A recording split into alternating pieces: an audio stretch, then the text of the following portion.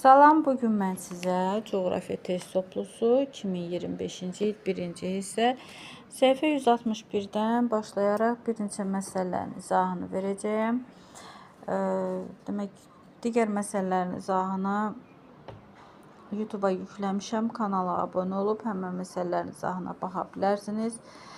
Məsələ 180-ə baxaq. Məsələ 180-də nə deyir? Nisbi hündürlüyü 4500 metr olan dağın ətəyində havanın temperaturu 10 dərəcə Selsi. Nisbi hündürlük 4500 metrdir.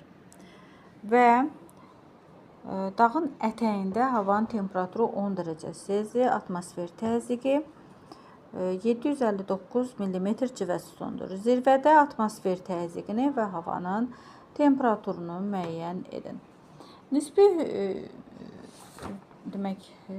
hündürlük, mütləq hündürlük nəyə deyilir? Mütləq hündürlük demək okean səviyyəsindən, okean və ya dəniz səviyyəsindən hesablanan hündürlükdür. Nisbi hündürlük isə yer səthində bir nöqtənin digər nöqtəyə şaquli xətt üzrə hündürlük fərqidir. Burada aydın göstərilir nisbi hündürlük və mütləq hündürlük.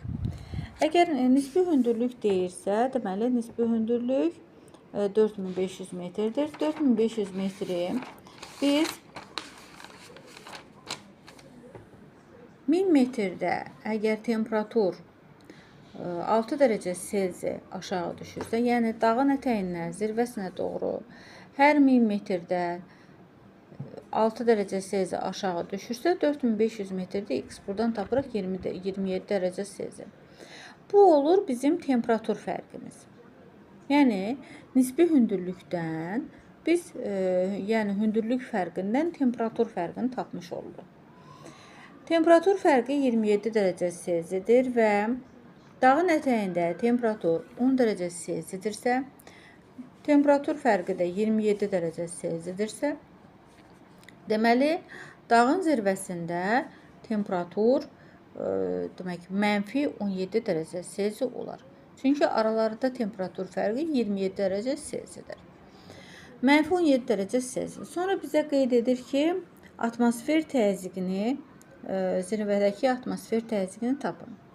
Və atmosfer təzyiqi dağın ətəyində 759 mm civə sütununa bərabərdirsə, biz hündürlük fərqindən təzyiq fərqini tapırıq.